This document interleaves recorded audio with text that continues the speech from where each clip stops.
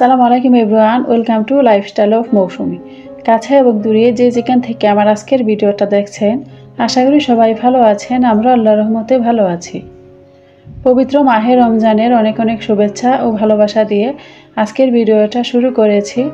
আমরা যারা পবিত্র এই মাহে রমজান মাসটা পেয়েছি, মন থেকে বলি আলহামদুলিল্লাহ। এবং আমরা যারা রোজা রাখতে পারছি, আল্লাহর কাছে হাজার হাজার শুকরিয়া। এবং আগামী যে রোজাগুলো রয়েছে আমরা যেন সুস্থ সবলভাবে রোজাগুলো করতে পারি, সেই তৌফিক দান করুক, আমিন। যদিও রোজা উপলক্ষে অনেক প্রস্তুতি কিন্তু আগে থেকে নেওয়া হয়েছে, তারপরেও কিছু ফ্রোজেন আইটেম এখন এতে বানিয়ে নিচ্ছি। আজকে কাবাব বানাবো। এখানে আমি 1 বাটির পরিমাণ ডাল নিয়েছি আর 1 বাটি উঁচু উঁচু করে মুরগির মাংস নিয়েছি। একটা আস্থা বড় রসুনের কোয়া এখানে দিয়েছি, স্বাদমতো দিয়েছি লবণ, আর 2 চা চামচ দিয়েছি কাবাব মশলা, সাথে দিয়েছি 1 চা চামচের মতো আদা বাটা। আর এগুলো দিয়ে প্রথমে ভালো করে হাতে মাখিয়ে নিয়েছি। তারপরে যে কাপ দিয়ে ডাল আর মাংস দিয়েছি সেই একই বাটিতেই কিন্তু 2 বাটি সমান আমি পানি দিয়েছি। আর এই পানিটা দিয়ে চুলার আঁচটা মাঝারি আঁচে রেখে বসিয়ে দিয়েছি। আর 20 থেকে 25 মিনিট জাল দেওয়ার পরে কিন্তু পানিটাও একদমই শুকিয়ে গিয়েছে আর ডাল মাংস দুইটাই কিন্তু খুব সুন্দর করে সিদ্ধ হয়ে গিয়েছে। এখন এটা চাইলে ব্লেন্ডারে ব্লেন্ড করে অথবা পাটায় বেটে নিলে কিন্তু চলবে। ঠান্ডা হওয়ার পরে কিন্তু কাবাবের এই মিশ্রণটা এরকম হয়েছে। তারপর আমি পাটায় বেটে নিয়েছি, আপনারা চাইলে ব্লেন্ড করে নিতে পারেন। এখন এখানে আমি 2টা পেঁয়াজ কুচি করে নিয়েছি, সাথে 3-4টা কাঁচামরিচ কুচি করে নিয়েছি, কিছু পেঁয়াজ বেরেস্তা নিয়েছি, সাথে নিয়েছি ধনিয়া পাতা। এখন একটা বড় বাটিতে প্রথমে পেঁয়াজ আর কাঁচামরিচ এগুলো একটু ভালো করে হাতে মাখিয়ে নিচ্ছি। তারপর এক এক করে ধনিয়া পাতা, পেঁয়াজ বেরেস্তা, সাথে সামান্য পরিমাণে তেল দিয়ে আরও কিছুক্ষণ মাখিয়ে নেব। কাবাব বানানোর সময় যদি ভালো করে হাতে মাখিয়ে নেওয়া হয় তাহলে কিন্তু কাবাবের স্বাদটাই চেঞ্জ হয়ে যায়। আমরা অনেক সময় চিন্তা করি কাবাবে যদি মাংসের পরিমাণ কম থাকে তাহলে হয়তো খেতে ভালো লাগবে না, কিন্তু আমি যেভাবে বানিয়েছি এভাবে যদি আপনারা ট্রাই করেন আশা করি আপনাদের কাছে ভালো লাগবে। তারপরে যখন পেঁয়াজগুলো মাখিয়ে একটু নরম হয়ে গিয়েছে, এই পর্যায়ে যে বেটে রাখা ডাল মাংস এটা দিয়েছি, দিয়ে আরও কিছুক্ষণ মাখিয়ে নিয়েছি। তারপরে একটা ডিম দিয়েছি কুসুম সহ, এটা দিয়ে আরও ভালো করে কাবাবের মিশ্রণটা আমি রেডি করে নিয়েছি। আর যখন এরকম একটু হয়েছে এটা বুঝতে হবে যে কাবাবের ডোটা একদমই রেডি হয়ে গিয়েছে। তারপরে হাতে একটু তেল ব্রাশ করে নিয়ে এখন আমি কাবাবের শেপগুলো দিয়ে নিচ্ছি। এটা যে কোনো শেপে দিলেই কিন্তু হয়ে যাবে। আমি একটু গোল গোল করে রেখেছি।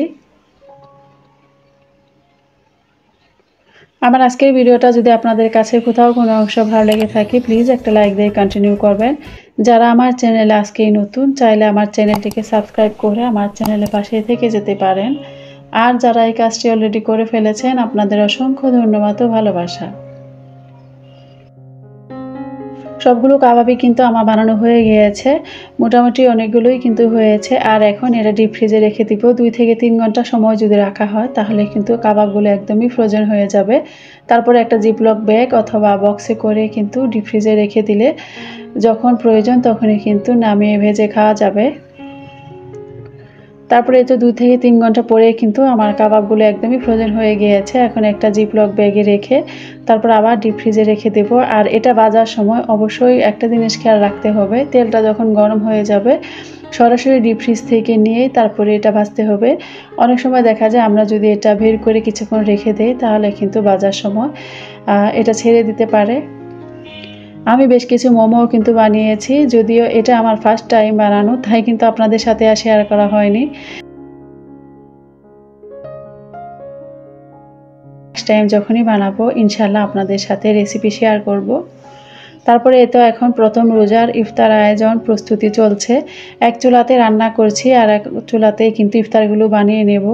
সন্ধ্যার এই সময়টাতে দেখা যায় একটু কাজের চাপ বেশি পড়ে, যেহেতু রাতে রান্নাবান্না, সাহরি রান্নাবান্না, তারপরে তো ইফতার আইটেম রয়েছে, সব মিলিয়ে অনেক ব্যস্ততায় কিন্তু এই সময়টা কাটে। তারপরেও চেষ্টা করেছি একটু একটু ভিডিও করে আপনাদের সাথে শেয়ার করার জন্য। পবিত্র এই মাহে রমজান মাসটা আমাদের মুসলিমদের জন্য গুরুত্বপূর্ণ একটা মাস। আমরা প্রতি বছরই এই মাসটার জন্য অপেক্ষা করে থাকি। মহান আল্লাহ তাআলার কাছে আমরা আমাদের যত গুনাহ রয়েছে, যত পাপ করেছি এই মাসেই কিন্তু আমরা চাইলে ক্ষমা পেতে পারি। তাই আমাদের প্রত্যেকেরই উচিত আমরা যে কাজগুলি করি না কেন দুনিয়াভিত্তিক কাজ তো সারা বছরই করতে পারবো। এই মাসটা যেহেতু ইবাদত আমলের মাস, তাই কিন্তু আমাদের যতটুকু পারি আমরা ইবাদত করার চেষ্টা করব, মহান আল্লাহ তাআলার আদেশ উপদেশগুলো মেনে চলার চেষ্টা করব। আমরা একে অপরের জন্য দোয়া করব, আমাদেরকে ছেড়ে যারা দুনিয়া থেকে চলে গিয়েছেন তাদের জন্য আমরা মন থেকে দোয়া করব। মহান আল্লাহ তাআলা এই মাসের উসিলায় আমাদের সমস্ত গুনাহ মাফ করে দিক, আমাদেরকে সুস্থ সবলভাবে বেঁচে থাকার তৌফিক দান করুক, আমিন।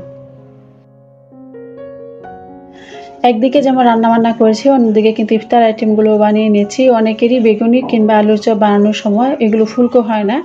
আমি যেভাবে মিশ্রণটা রেডি করেছি আপনারা যদি এভাবে রেডি করেন তাহলে নিশ্চয়ই আপনাদের বেগুনিও ফুলকো হবে। আর এই পেঁয়াজগুলো কিন্তু আমি ডিপ ফ্রিজে ফ্রোজেন করে রেখেছিলাম, এগুলোও কিন্তু ভেজে নিয়েছি আর মাশাআল্লাহ খুব সুন্দর কিন্তু হয়েছে।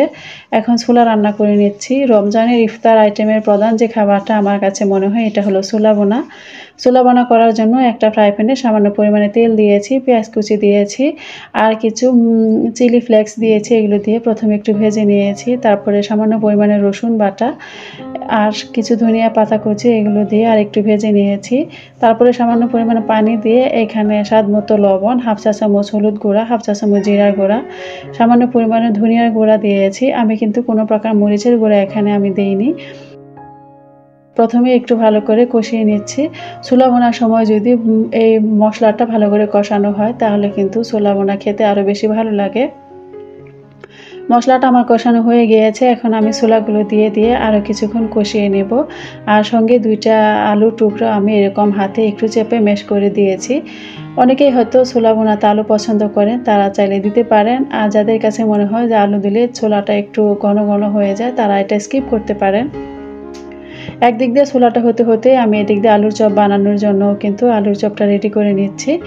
আর এজন্য কিন্তু 2টা আলু প্রথমে ম্যাশ করে নিয়েছি। এখন কিছু পেঁয়াজ বেরেস্তা, কিছু চিলি ফ্লেক্স, সাথে ধনিয়ার পাতা কুচি আর সামান্য পরিমাণে লবণ দিয়েছি সাথে সরিষার তেল। এটা দিয়ে ভালো করে হাতে মাখিয়ে এই তো আমি আলুর চপের জন্য রেডি করে নিচ্ছি। যদিও ইচ্ছে ছিল একদম গুছিয়ে আপনাদের সাথে পুরো ভিডিওটা শেয়ার করব, কিন্তু ইফতারের এই সময়টা তো আমার তো মনে হয় সকল গৃহিণীরাই জানেন কতটা ব্যস্ততায় কাটে, তাই কিন্তু আর পুরোপুরি আপনাদের সাথে আজকের ইফতার আয়োজনটা শেয়ার করতে পারছি না। মহান আল্লাহ তাআলা যদি চায় পরবর্তী কোনো একটা ভিডিওতে ইফতার আয়োজন শেয়ার করব। সেই পর্যন্ত আপনারা ভালো থাকেন, সুস্থ থাকেন। আল্লাহ হাফিজ, আসসালামু আলাইকুম।